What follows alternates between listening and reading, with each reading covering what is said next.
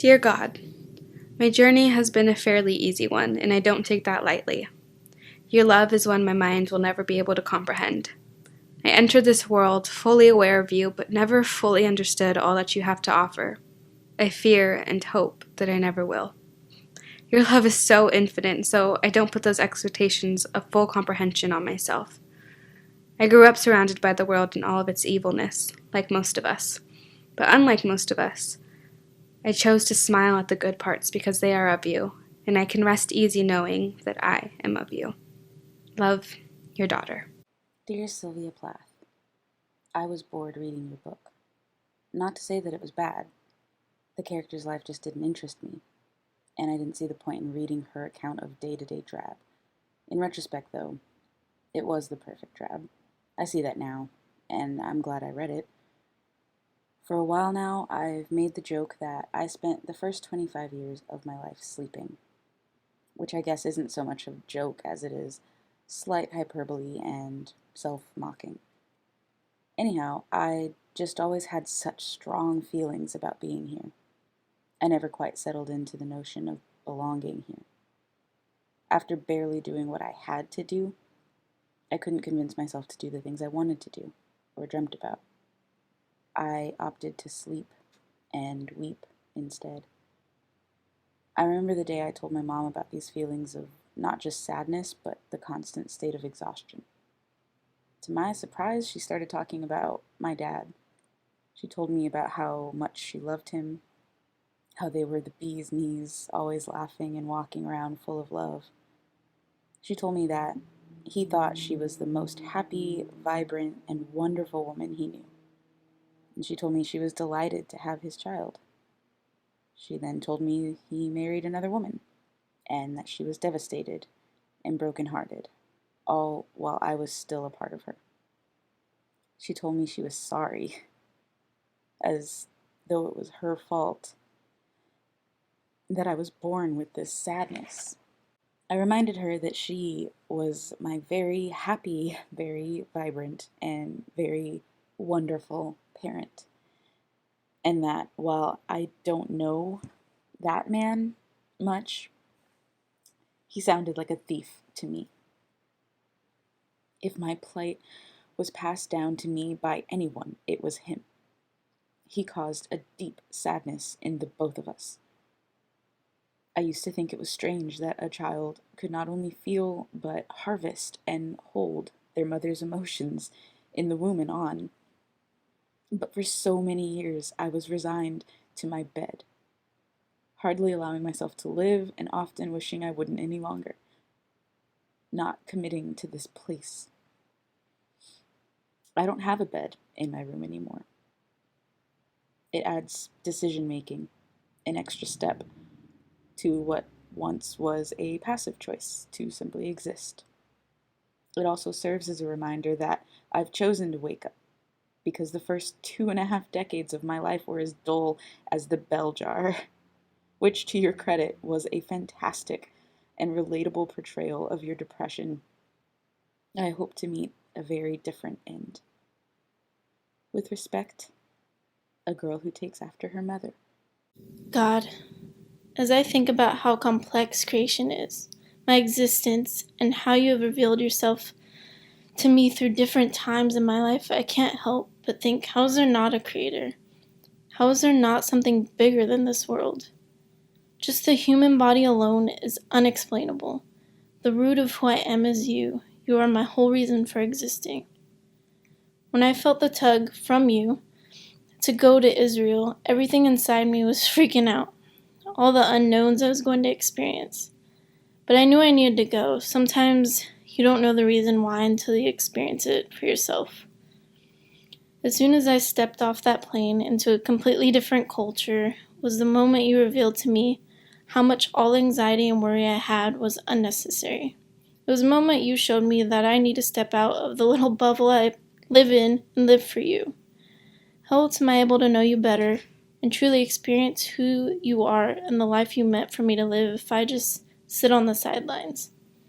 I need to be active for you and not be selfish and scared to put myself out there so that you can use me for your will. I tend to play everything safe, and my personality makes this an ongoing struggle even still. I can't make that an excuse. I can't live in fear. Anxiety can't overpower me if I am constantly seeking you. Lord, you are my foundation. You will forever whisper this verse to me. Trust in the Lord with all your heart, and lean not onto your own understanding. In all your ways acknowledge him, and he shall direct your paths. Golden, golden, golden river run to the east and drop beneath the sun. And as the moon lies low and overhead, we're lost.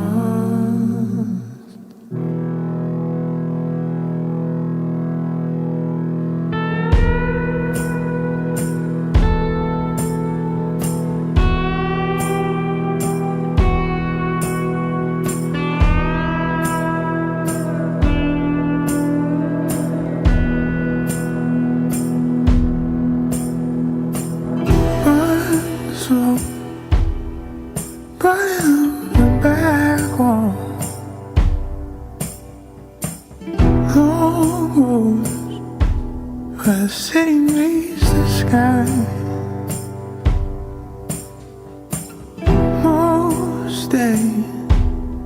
Most days stay the same. Please stay. Was fear of will not die. As if I had a boat, I would sail in you, hold you in my arms, ask it to be true. Once I had a dream, it died long before. Now I'm pointed north, hoping for the shore. Down low, down amongst the thorn moor,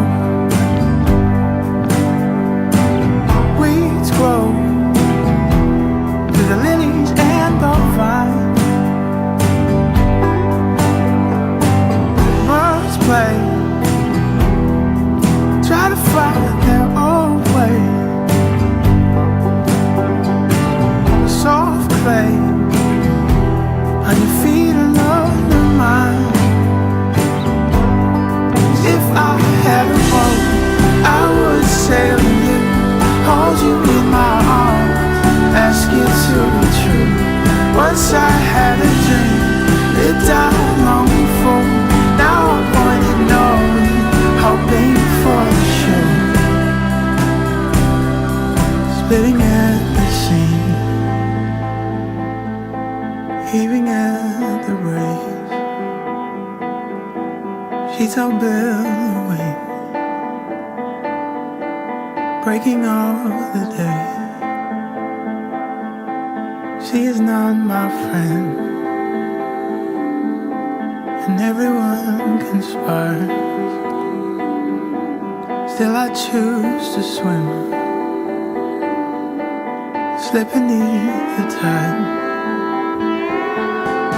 Once I had a dream, once I had a hope, that was yesterday, not so long ago.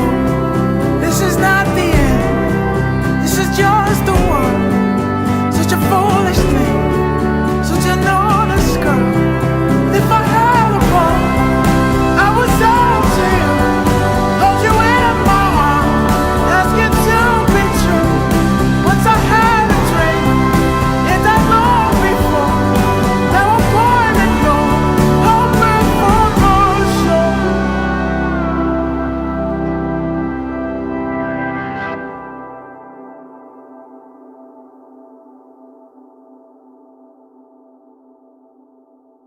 Isabelle and Shawna were among the more light-hearted letters in the group, both with these deeply spiritual roots and a seeming deep comfort with their place under the sun. Their letters feel like an old t-shirt, like for them, in a lot of ways, life is something that they can slip into and feel comfortable. I think sometimes that art favors drama. We want there to be this like intense headline and backstory to everything, but that doesn't always reflect reality, and there was something really refreshing and beautiful in knowing that while everybody struggles, we also need people around us that have this calm stability, these open hearts, this willingness to support. And may we all just stop a moment and reflect on the magic that is Starr's writing. The girl is a poet. If you don't know her, you do now. This letter is her. It's witty, it's nuanced, it's powerful, and that's who Starr is. She's cut from a different cloth than anyone I've ever met. The three letters to me felt like a triangle, with Shawna and Isabelle diligently supporting Starr on her journey. And the important thing to know about a forward-moving triangle is that those two supports in the back are needed, but the one in the front is stepping forward and leading. It was really important to me to make it clear that while Shawna and Isabelle had this foundation to slowly, steadily move things along, it was really Starr that was creating her own path. The process of creating this choreography was really polarizing. There were parts of it that came really quickly and easily, and there were parts that were a total mess for a very long time. The lyrics of the song are stunning. Even if you can't understand the words, the way he sings it, you can understand the tone, you can feel what he's feeling. So the beginning came easy because this song has always reminded me of water. So creating those ocean waves with the dancers was the perfect starter. This moment came easy because I love the idea of capturing the part of Starr's letter where she chooses to get rid of her bed and to keep moving forward. These two sidelines never did what I wanted them to do visually, but we had to just let it go and let it be enough at some point. They're meant to hold music, so the dancers are either gently moving on guitar strums or holding down percussion. You sometimes have to make choices in group choreography about how you're going to allow the group to be there as sort of a backdrop of support, but not making them too much of a focal point. So I was trying to make the trio the focal point and have that backdrop, but it was a challenge. This part was hard to get just right, but it's my absolute favorite part of the dance. The directive was to point north for her, keep moving her forward, and to make sure she sees the direction, for everyone to be a lighthouse. And it was so simple and stunning, and Robert made it look like magic with the one-take shot. The narrative of this piece is so gorgeous. You have these three dancers begin their journeys with Shawna opening the scene. And by the way, she had to do this solo like 50 times and was an absolute champ.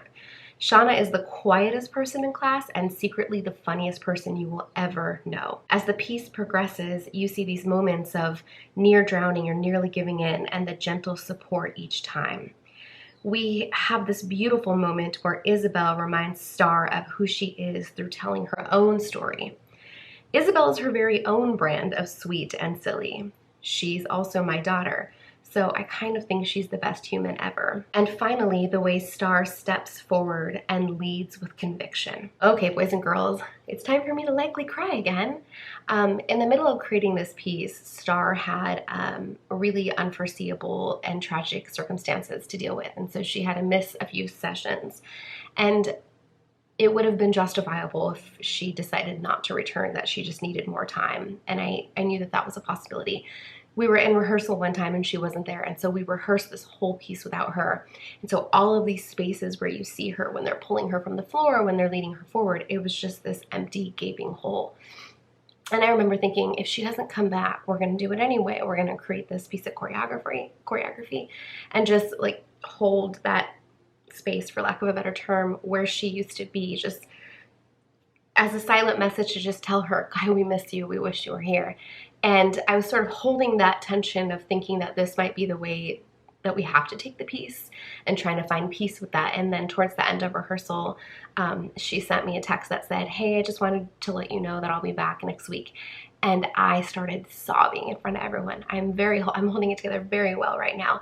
And I can't explain why getting that text from her was so emotional. It was a relief, mostly relief. But I didn't realize until I started crying at that moment that her story was so important to me, and having her front and center, feeling the love and support that she deserved was such an imperative. We filmed this on a beach. Okay, we filmed this at Lake Paris. But it looks like a nice beach. Sand is murder to dance on, and they were so good about it. Also, there were bees everywhere, and we spent a good chunk of time running from bees between takes. I was low-key terrified somebody was gonna get stung. Our call time was 7 a.m. and when we arrived, everything was like tranquil and beautiful. But as the day wore on, it's just funny to see the backdrop turn from this like serene, introspective piece to like little kids running around and people drinking and jumping into rafts behind us. This piece means so much to me. Animus is such a wide variety of personalities and stories, and getting to take Isabelle and Shawna's solid, comforting words and use them to propel another one of our family forward is a process that I will never forget. And hey, we only have one video left. Next week is it for Constellations. So we've been just in awe of how many people have enjoyed these. When I started making them, I wondered if anybody was going to sit through these final like 5 to 10 minutes of me talking about the process, because in today's day and age, that's a lot of attention to ask for. And I've been just really stoked by how many people are actually interested in the process of choreography and making dance. So thank you for watching these from start to finish. That's a really big deal to all of us, and we will see you for our final drop next week.